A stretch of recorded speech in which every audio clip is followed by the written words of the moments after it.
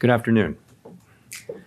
My colleagues and I remain squarely focused on our dual mandate to promote maximum employment and stable prices for the American people. The economy has made considerable progress toward our dual mandate objectives. Inflation has eased substantially, while the labor market has remained strong, and that is very good news. But inflation is still too high, ongoing progress in bringing it down is not assured, and the path forward is uncertain. We are fully committed to returning inflation to our 2% goal. Restoring price stability is essential to achieve a sustainably strong labor market that benefits all. Today, the FOMC decided to leave our policy interest rate unchanged and to continue to reduce our securities holdings. Our restrictive stance of monetary policy has been putting downward pressure on economic activity and inflation. As labor market tightness has eased and progress on inflation has continued, the risks to achieving our employment and inflation goals are moving into better balance. I will have more to say about monetary policy after briefly reviewing economic developments. Recent indicators suggest that economic activity has been expanding at a solid pace. GDP growth in the fourth quarter of last year came in at 3.2%. For 2023 as a whole, GDP expanded 3.1%, bolstered by strong consumer demand as well as improving supply conditions. Activity in the housing sector was subdued over the past year, largely reflecting high mortgage rates. High interest rates also appear to have weighed on business fixed investment. In our summary of economic projections, committee participants generally expect GDP growth to slow from last year's pace, with a median projection of 2.1% this year and 2% over the next 2 years. Participants generally revised up their growth projections since December, reflecting the strength of incoming data, including data on labor supply. The labor market remains relatively tight, but supply and demand conditions continue to come into better balance. Over the past 3 months, payroll job gains averaged 265,000 jobs per month. The unemployment rate has edged up but remains low at 3.9%. Strong job creation has been accompanied by an increase in the supply of workers, reflecting increases in participation among individuals aged 25 to 54 years and a continued strong pace of immigration. Nominal wage growth has been easing and job vacancies have declined. Although the jobs to workers gap has narrowed, labor demand still exceeds the supply of available workers. FOMC participants expect the rebalancing in the labor market to continue, easing upward pressure on inflation. The median unemployment rate projection in the SEP is 4.0% at the end of this year and 4.1% at the end of next year. Inflation has eased notably over the past year, but remains above our longer-run goal of 2%. Estimates based on the Consumer Price Index and other data indicate that total PCE prices rose 2.5% over the 12 months ending in February, and that excluding the volatile food and energy categories, core PCE prices rose 2.8%. Longer-term inflation expectations appear to remain well anchored, as reflected in a broad range of surveys of households, businesses, and forecasters, as well as from measures from financial markets. The median projection in the SEP for total PCE inflation falls to 2.4% this year, 2.2% next year, and 2% in 2026. The Fed's monetary policy actions are guided by our mandate to promote maximum employment and stable prices for the American people. My colleagues and I are acutely aware that high inflation imposes significant hardship as it erodes purchasing power, especially for those least able to meet the higher costs of essentials like food, housing, and transportation. We are strongly committed to returning inflation to our 2% objective. The committee decided at today's meeting to maintain the target range for the federal funds rate at 5.25% to 5.5%, and to continue the process of significantly reducing our securities holdings. As labor market tightness has eased and progress on inflation has continued, the risks to achieving our employment and inflation goals are coming into better balance. We believe that our policy rate is likely at its peak for this tightening cycle, and that, if the economy evolves broadly as expected, it will likely be appropriate to begin dialing back policy restraint at some point this year. The economic outlook is uncertain, however, and we remain highly attentive to inflation risks. We are prepared to maintain the current target range for the federal funds rate for longer, if appropriate. We know that reducing policy restraint too soon or too much could result in a reversal of the progress we have seen on inflation and ultimately require even tighter policy to get inflation back to 2%. There it is. At the same time, reducing policy restraint too late or too little could unduly weaken economic activity and employment. In considering any adjustments to the target range for the federal funds rate, the committee will carefully assess incoming data, the evolving outlook, and the balance of risks. The committee does not expect it will be appropriate to reduce the target range until it has gained greater confidence that inflation is moving sustainably down toward 2%. Of course, we're committed to both sides of our dual mandate, and an unexpected weakening in the labor market could also warrant a policy response. We will continue to make our decisions meeting by meeting. In our SEP, FOMC participants wrote down their individual assessments of an appropriate path for the federal funds rate based on what each participant judges to be the most likely scenario going forward. If the economy evolves as projected, the median participant projects that the appropriate level of the federal funds rate will be 4.6% at the end of this year, 3.9% at the end of 2025, and 3.1% at the end of 2026, still above the median longer-term funds rate. These projections are not a committee decision or plan. If the economy does not evolve as projected, the path for policy will adjust as appropriate to foster our maximum employment and price stability goals. Turning to our balance sheet, our securities holdings have declined by nearly $1.5 trillion since the committee began reducing our portfolio. At this meeting, we discussed issues related to slowing the pace of decline in our securities holdings. While we did not make any decisions today on this, the general sense of the committee is that it will be appropriate to slow the pace of runoff fairly soon, consistent with the plans we previously issued. The decision to slow the pace of runoff does not mean that our balance sheet will ultimately shrink by less than it would otherwise, but rather allows us to approach that ultimate level more gradually. In particular, slowing the pace of runoff will help ensure a smooth transition, reducing the possibility that money markets experience stress and thereby facilitating the ongoing decline in our securities holdings, consistent with reaching the appropriate level of ample reserves. We remain committed to bringing inflation back down to our 2% goal and to keeping our longer-term inflation expectations well anchored. Restoring price stability is essential to set the stage for achieving maximum employment and price stability over the long term. To conclude, we understand that our actions affect communities, families, and businesses across the country.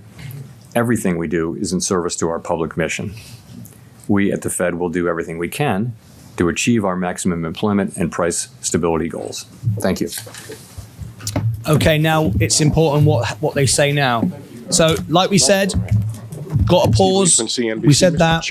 And rates for longer. It's not going to be coming down soon. The summer is what I predicted. It will come down, but he doesn't want to give that feeling of, yes, it's all go, everything's great. No, because he doesn't want to do a Paul Volcker and raise rates again.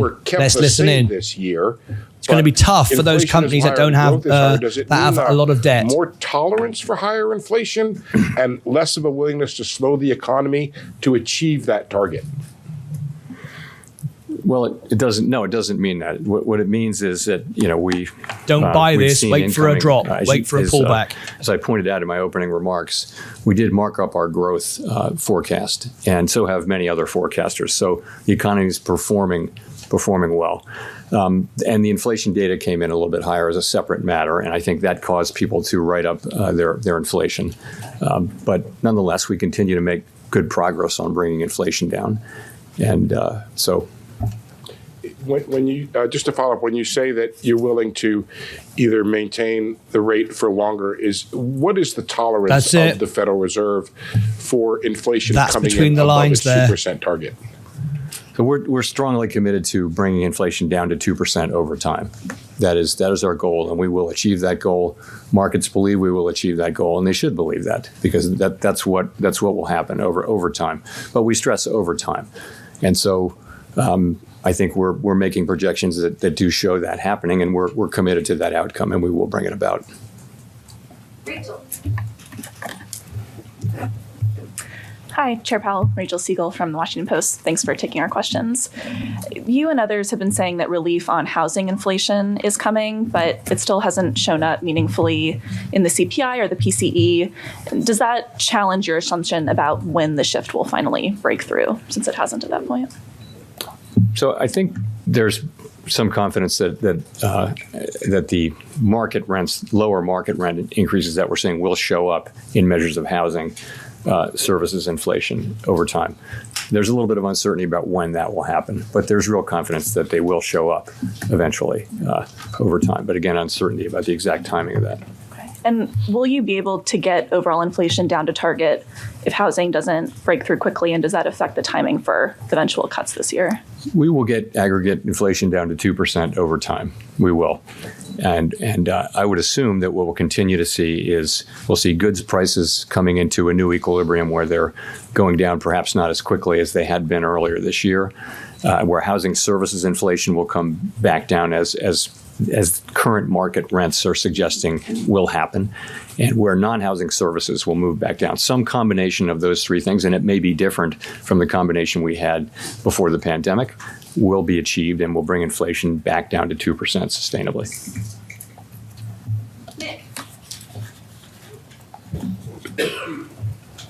Nick Timmeros of the Wall Street Journal. Chair Powell, during your congressional testimony this month, you said that your test for making the first change to interest rates does not require you to be terribly comfortable that inflation is at 2% because interest rates are well above neutral. At the same time, you said here after the last meeting that the first cut is highly consequential. Can you reconcile these views for me? If rates are well above neutral, why would the first cut be highly consequential?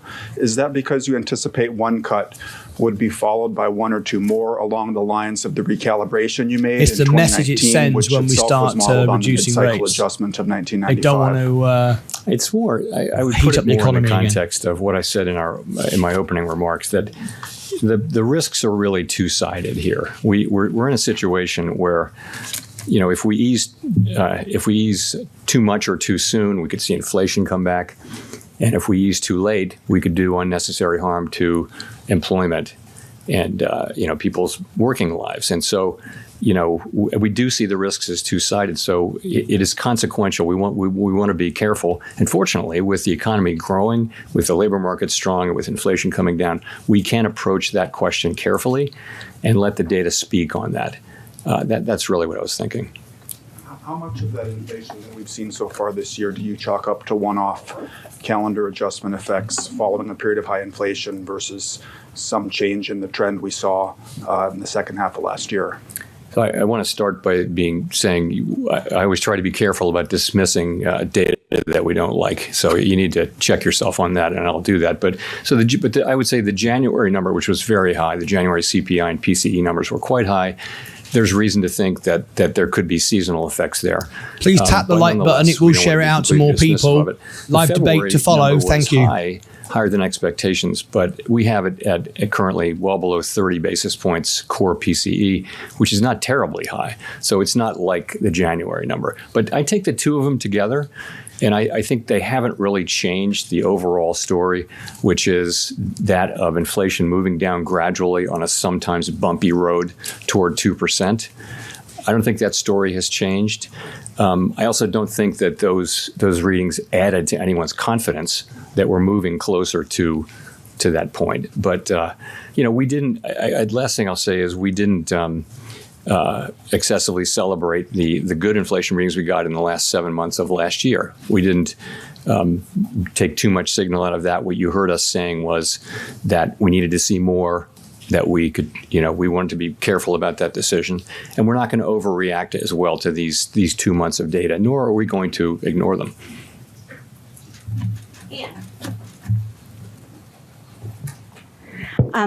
Hi, yes, Chair Powell. Could you speak a little bit more about the timing?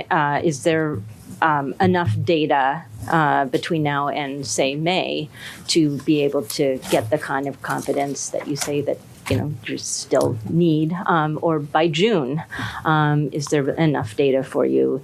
Just give us a sense of your thinking there. Thank you. Yeah, so we make decisions meeting by meeting, and we didn't make any decisions about future meetings today. Those are going to depend on our ongoing assessment of the incoming data, the evolving outlook, and the balance of risk. So I really don't have anything for you on any specific meeting looking forward. But, just a question of, is there even enough data for you to be able to? We'll take, things can happen during an intermeeting period if you look back, unexpected things. So I wouldn't want to dismiss anything. So I just would say that the committee wants to see more data that gives us higher confidence that inflation is moving down sustainably toward 2%. I also mentioned, and we don't see this in the data right now, but if there were a significant weakening in the data, particularly in the labor market, that could also be a reason for us to begin the process of reducing rates. Again, there's nothing in the data pointing at that, but those are the things that we'll be looking at coming meetings, and without trying to refer to any specific meeting. Hi, Chris Regaber, Associated Press. Thank you. In the projections, there is an increase in the neutral rate, as you know, and higher rates, a quarter point higher rates projected in 2025, 2026. Can you speak about what might be behind that? Is there a real sense here that the economy has perhaps changed in some way, that higher rates will be needed in the future? Thank you. So you're right, they're pretty modest changes, but you're right, there was an uptick in the longer run rate, and also there's a 25 basis point increase in 25 and 26. In terms of are rates going to be higher in the longer run, if that's really your question, I don't think we know that. I think we think that rates were generally low during the pre-pandemic, post-global financial crisis era for reasons that are mostly, important, slow-moving, large things like demographics and productivity and that sort of thing, things that don't move quickly. But I don't think we know. My instinct would be that rates will not go back down to the very low levels that we saw, where all around the world there were long-run rates that were at or below zero in some cases. I don't see rates going back down to that level, but I think there's tremendous uncertainty around that. Great. And just a quick follow on the projections, you also have 2.6% core inflation for the end of this year. It's already or you mentioned it being 2.8 in February. That doesn't sound like much disinflation at all. So are you still confident? Or last press conference, you sounded pretty optimistic you would get more confidence to the end of this year. Is it right to say that this suggests you're not seeing a lot of disinflation this year compared to what we've seen 2023 and so forth? I think that higher year-end number reflects the data we've seen so far this year, because you're now in this year. So I think that. Sorry, say your last part of your question again. Well, are you still optimistic that you'll get the confidence you need this year? I think if you look at the SEP, what it says is that it is still likely in most people's view that we will achieve that confidence and that there will be rate cuts. But that's really going to depend on the incoming data. It is. The other thing is, in the second half of the year, you have some pretty low readings, so it might be harder to make progress as you move that 12-month window forward. Nonetheless, we're looking for data that confirm the kind of low readings that we had last year and give us a higher degree of confidence that what we saw was really inflation moving sustainably down to 2%, toward 2%.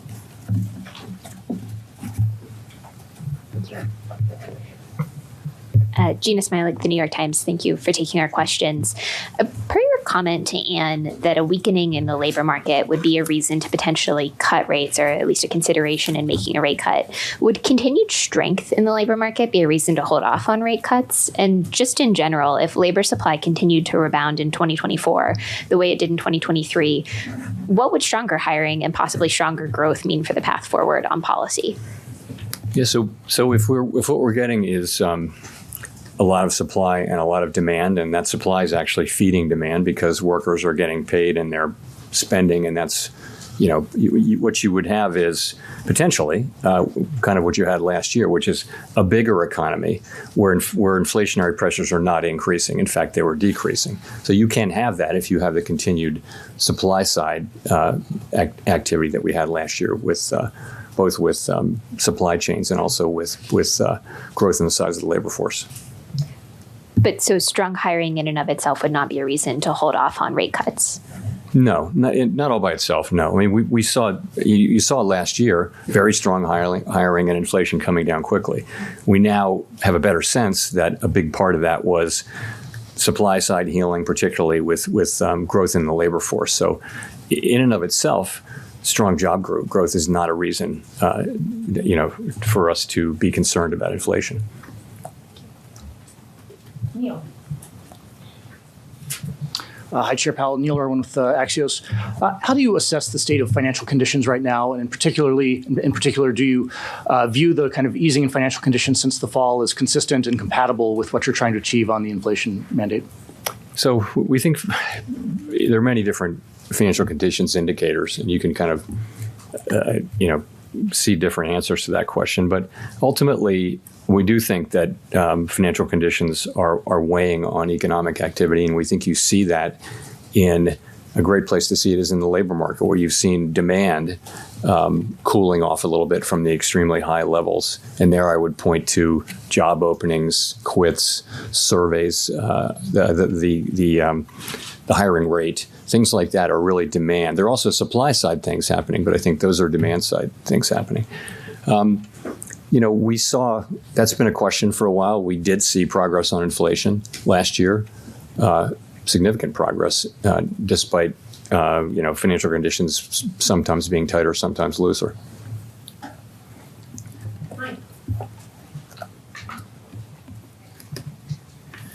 Michael McGee with Bloomberg Radio and Television. Can you give us more color on how the committee is thinking about inflation dynamics now?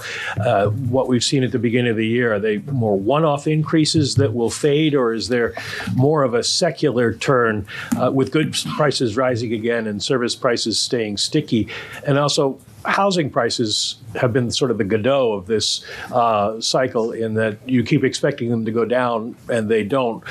How does the committee see this playing out forward since you've raised your inflation forecast? So I see the committees looking at the 2 months of data and asking the same question you're asking and saying we're just going to have to see what the data show. As I mentioned, you can look at January, which is very high reading, and I think many people did see the possibility of seasonal adjustment problems there.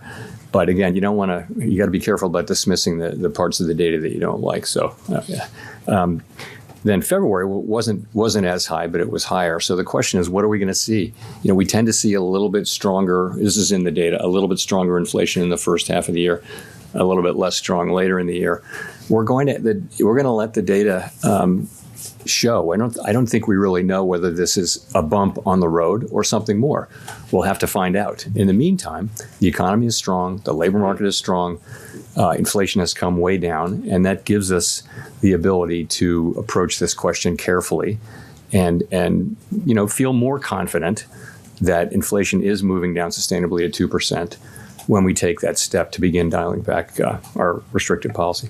Well, you've talked about the desire to have confidence that inflation is continually moving down. Has the recent numbers we've gotten for inflation data dented that confidence at all? It certainly hasn't improved our confidence. It hasn't raised anyone's confidence, but I would say that the story is really essentially the same, and that is of inflation coming down gradually toward 2% on a sometimes bumpy path, as I mentioned. I think that's what you still see. We've got 9 months of 2.5% inflation now. And we've had 2 months of kind of bumpy inflation. We were saying that it's going to be a bumpy ride. We consistently said that. Now here are some bumps, and the question is, are they more than bumps? And we can't know that. That's why we are approaching this question carefully. It is very important for everyone that we serve that we do get inflation sustainably down.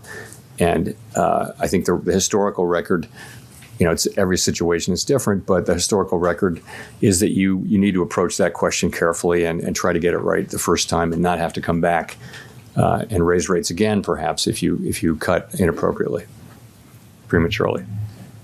Go to Edward. Thank you, Mr. Chairman. Edward Lawrence with Fox Business. I wanted to ask you, you received a letter from, the Federal Reserve, for independent body, understanding Congress has oversight over that. You received a letter from Senators Elizabeth Warren and Sheldon Whitehouse that said, calling on you to lower interest rates, to cut interest rates, because it says, quote, the potential that it may remain too high for too long has halted advances in deploying renewable energy technologies and delayed significant climate and economic benefits from these projects. So has higher interest rates caused that? Have they? Well, first of all, I respect in our system of government, it is Congress that has oversight responsibility over the Fed. We place a tremendous amount of importance on our engagements with Congress and always treat them with great respect.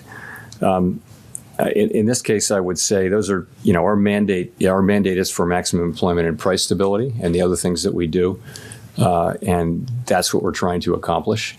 We're trying to do that in a way that sustains the strong growth we're seeing, the strong labor market we're seeing, but allows us to make further progress with inflation. That's how we can best serve the public and leave the other issues, which in many cases are incredibly important, such as those you mentioned, leave those to the people who have responsibility for those. There was another letter from 24 lawmakers saying that the higher rates are squeezing the working people. How do these letters affect what you guys are doing policy-wise?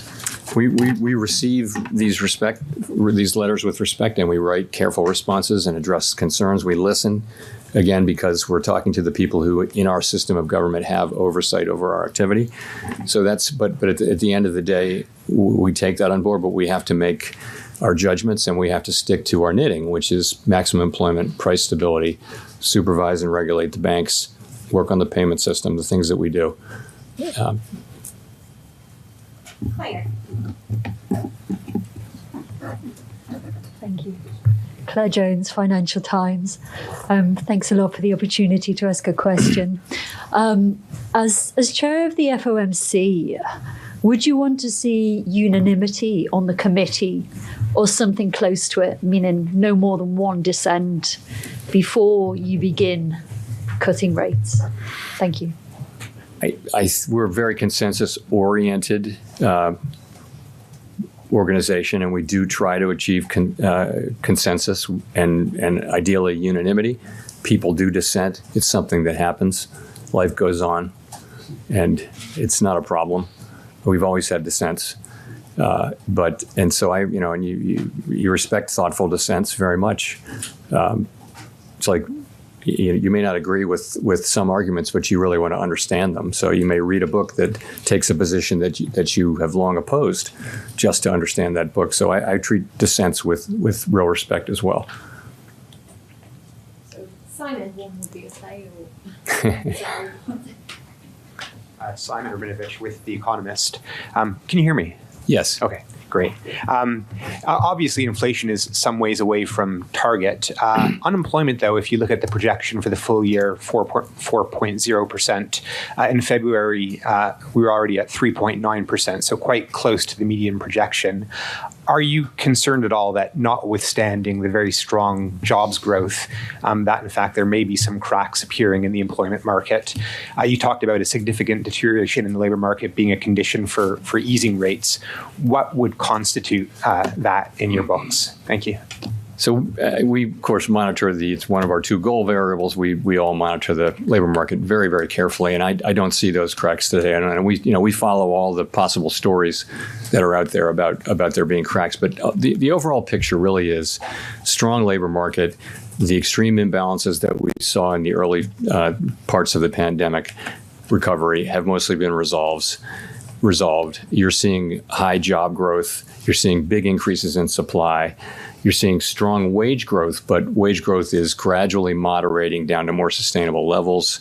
In many, many respects, the things are returning more to their state in 2019, which we can think of as normal for this purpose. That's job openings and quits, and surveys of workers and businesses are always interesting on this. You know, how easy is it to find a job? How easy it is to find a worker? Those surveys have both come down. So the labor market's in good shape.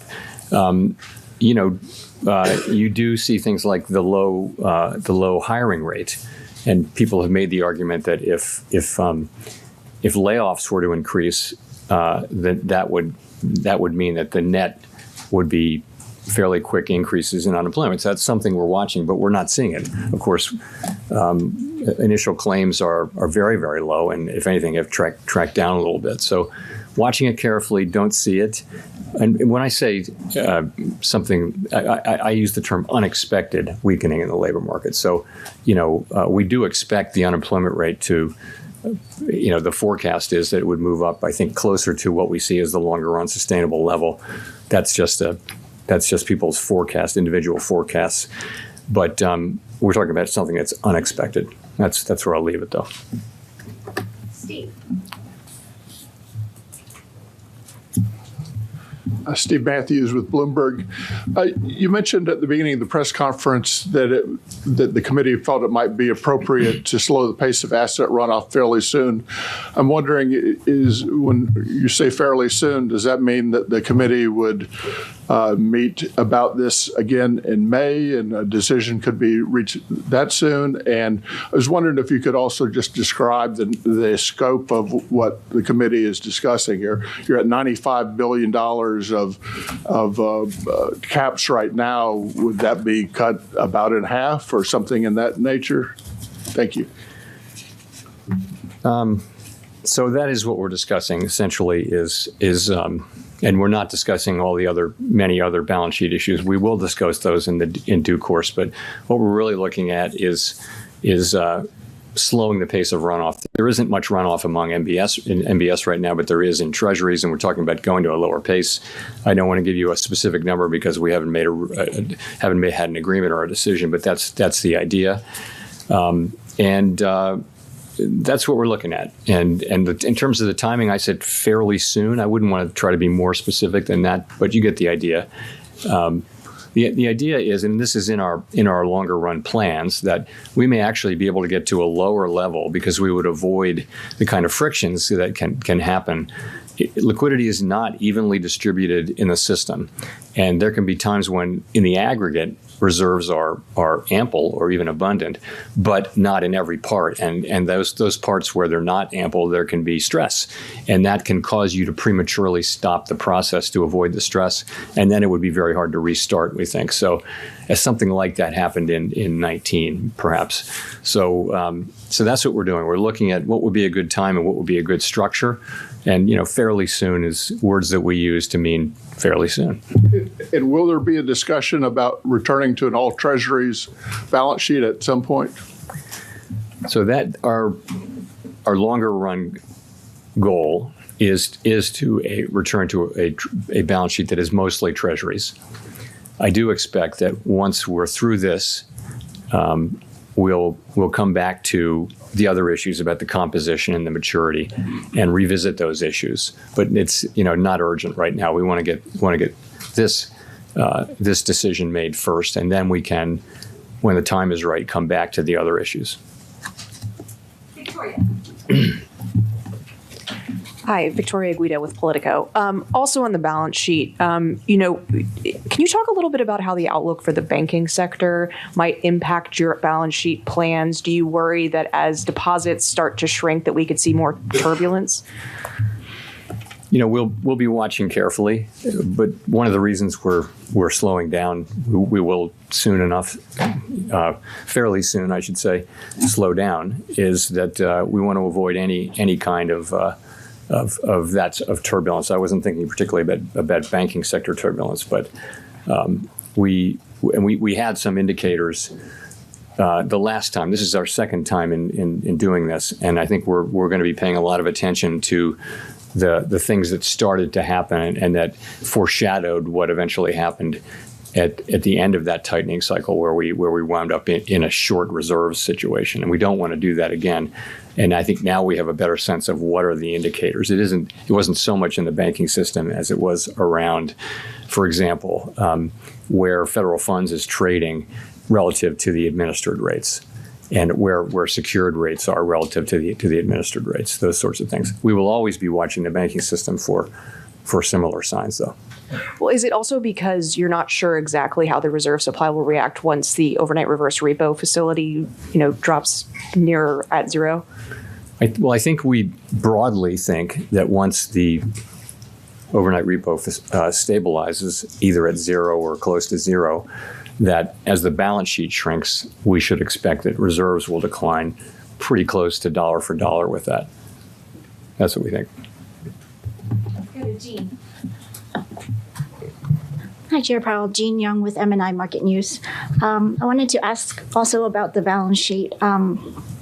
Will you said that starting the taper sooner could get you to a smaller balance sheet size. Does that mean you don't have to make a decision on when to end QT at this point? And will you be setting up the process for deciding that sooner, or will you wait until we're close to the end? So it's sort of ironic that by going slower you can get farther, but that's the idea. The idea is that with a smoother transition, you'll run much less risk of kind of liquidity problems, which can grow into shocks and which can cause you to stop the process prematurely. So that's where, in terms of how it ends, we're going to be monitoring carefully money market conditions and asking ourselves what they're telling us about reserves. Are they, right now we would characterize them as abundant, and what we're aiming for is ample, and which is a little bit less than abundant, right? So there isn't there's not a dollar amount or a percent of GDP or anything like that where we think we have a really pretty clear understanding of that. We're going to be looking at what these what's happening in money markets, in particular, Virgin Galactic a bunch of different moving indicators, including the ones I mentioned, to tell us when we're getting close. Then, though, you reach a point ultimately where you stop allowing the balance sheet to run off, but then from that point, there's another period in which non-reserve liabilities grow organically, like currency. And that also shrinks the reserves at a very slow pace. So you have a slower pace of runoff, which we'll have fairly soon. Then you have another time where you effectively hold the balance sheet constant and allow non-reserve liabilities to expand, and then that ultimately brings you ideally in for, brings it into a nice easy landing at a level that is above what we think the lowest possible ample number would be. We're not trying for that. We want to have a cushion, a buffer, because we know that demand for reserves can be very volatile. And we don't want to, again, find ourselves in a situation where there aren't reserves. We have to turn around and buy assets and put reserves back in the banking system the way we did in 2019-20.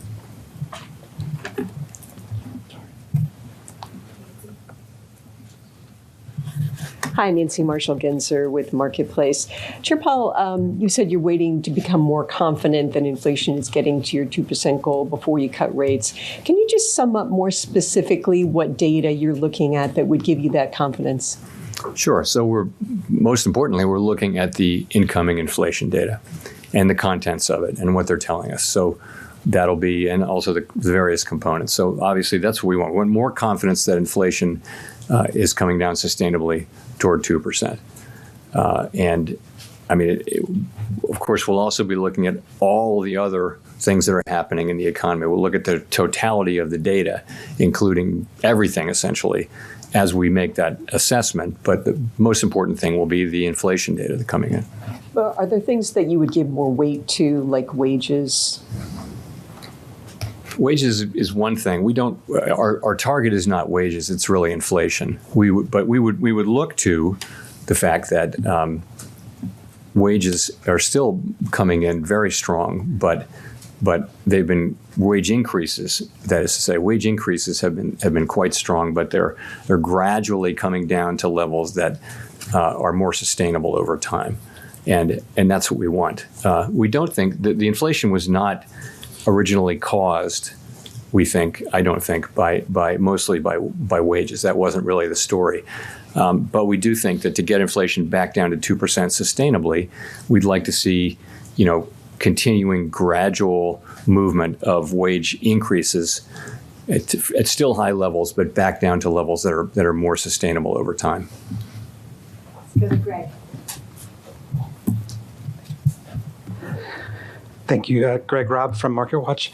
Chair Powell, could you say at this meeting whether there were more officials who wanted to be careful and go slower about rates than were at the last meeting? Was there that sense of maybe it's smart to wait? Thanks. I guess I'd put it this way. If you look at the incoming inflation data that we've had for January and February, I think very broadly that suggests that we were right to wait until we're more confident. So I think I didn't hear anyone dismissing it as not information that we should look at or anything like that. So I think generally speaking, it does go in the direction of saying yes, it's appropriate for us to be careful as we approach this question. Brendan. Thanks, Chair Powell. Brendan Peterson with Punchbowl News. I wanted to ask you about central bank digital currency stuff. We've been hearing a lot from Republicans in Congress about what the Fed is or isn't doing in a digital dollar. But folks, I know you have said to Congress that you are going to wait for approval before the Fed does anything, launches anything. But folks like House Majority Whip Tom Emmer have said that the Fed is either actively researching or hiring personnel to study the implications of a CBDC. Can you give us any clarity on what the Fed is doing right now on a digital dollar? Sure. So I think we've been pretty transparent on this, but I'll try harder. So we are not getting ready to. We haven't proposed. We haven't come to a conclusion that we should propose, or anything like that. That Congress consider legislation to authorize a digital dollar. And it would take legislation by Congress signed by the president to give us the ability to do what we think of as a CBDC, which is really a retail CBDC with the public of it. So we're just a long, long way from that. What we are doing, and I think what every major central bank is doing, is we're trying to stay in the frontiers of what's going on in digital finance. And it has many, many different areas. It has applications in wholesale finance, in the payment system. And so we to serve the public, these issues have become very front burner in the last 5 or 6 years. We need to be knowledgeable about all that. So we actually do have people trying to understand things that are, but it's wrong to say that we're working on a CBDC and then we've secretly got a lab here where we've got one and we're just going to spring it on Congress at the right moment. We don't. I haven't at all in my own mind made a decision that I think this is something the U.S. should be doing. I just think it's something we need to understand, and we do have people who are keeping up with that as part of the broader payments landscape. That's how I would characterize it. Mark.